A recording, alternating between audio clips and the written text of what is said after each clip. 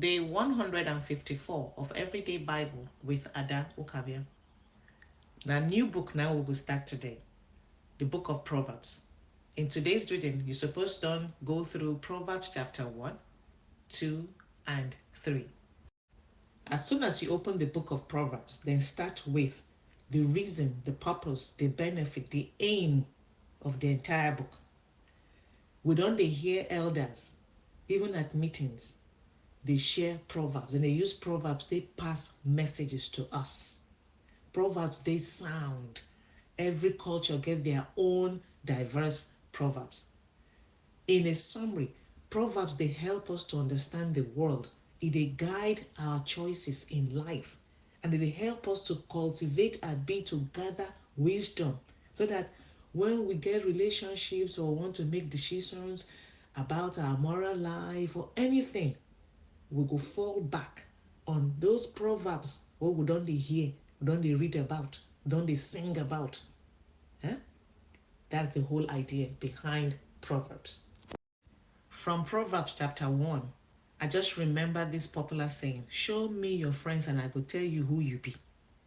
The kind of company where you they keep, and people go feel you stay describe you. In this particular proverb, then they warn us, smoke we no join the evil ones, smoke we no be in the midst of wicked people, evil people, robbers, thieves, people where all their lives, everything they want to do now to be take from others, attack others, kill them, carry everything when no belong to them. That proverb they warn us say now foolishness, because it be like say you they set trap openly where birds they see the trap. So even that animal, that bird where you think say no get sense, where they ignorant, if they smart enough, make that trap where he see hunter they set, no catcher. Use your time wisely on earth. No stray from what they don't train you with from small pikin. Say make you they fear God, they read the word of God. No spend your time uselessly.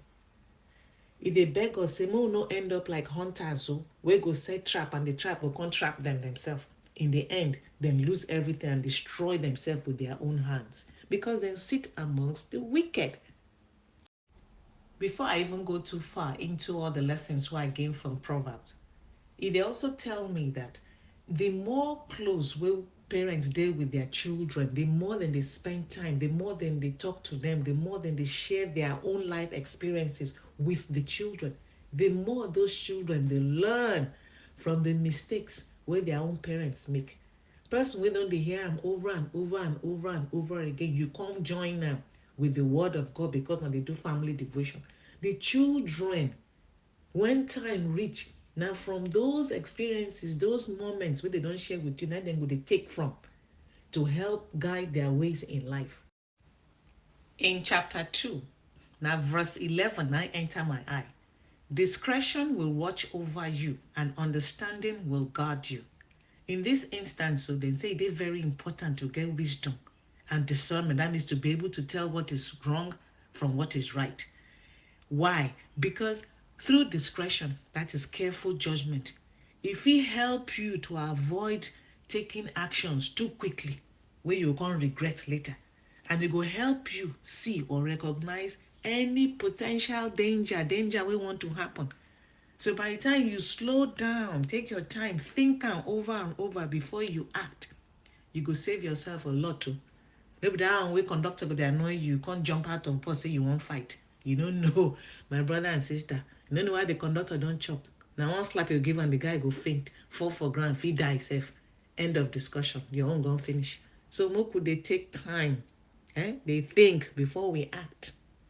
And when we can't understand, that is being able to see all the parts of the story, hear from every side, every angle, it will give you koro insight to be able to tell, make I take this action, I be make I not take this action. In Proverbs chapter 3, it get many lines where catch my eye. The first one are from verse 7, where it say, do not be wise in your own eyes, fear the Lord and shun evil. The next one be say, honor the Lord with your wealth, with the first fruits of all your crops. From these two, they tell you, say, be humble, my dear, fear God. No rely on yourself, oh, e no go carry you anywhere. The other thing be say that wealth where dem bless you with na gift from God. So when God don bless you, the wealth fit be your skills, your talent, your family, money wey you get, the business wey you dey run, the land wey you get. The first fruits wey God dey demand that you provide na to show say you get respect for the person wey give you the wealth in the first place. Na to come back with the produce or the product or the profit wey you get from that wealth back to God to say thank you. The next verse or verses wey catch my eye in chapter 3 na 19 and 20, where they mention wisdom, understanding, and knowledge. Knowledge na the collection where you dey gather and you dey remember information. Understanding na for you to be able to interpret, and then you use that interpretation to apply that knowledge where you don gather to make sense of anything, any situation where you dey in.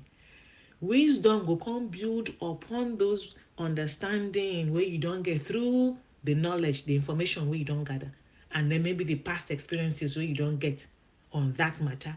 It go help you make sound judgment and decide better anything where you want to do, any step where you want take. Moving on to verse 28 of that same chapter 3, where dem talk say, do not say to your neighbor, come back tomorrow and I will give it to you, when you already have it with you. My mind they go to all those people they own pension as their pension. Money they there, but some evil people they sit down on top. Or oga, big man, we go just carry innocent souls, go lock them up for prison because you get the money to keep them there and they beg you. Or you, this one no go dey popular. You, where you get the money, you don't want to pay your children's school fees because one they can do another thing, one they can run business. It dey bad though. In the end, the Lord's curse is on the house of the wicked, but he blesses the home of the righteous. So which one be your house?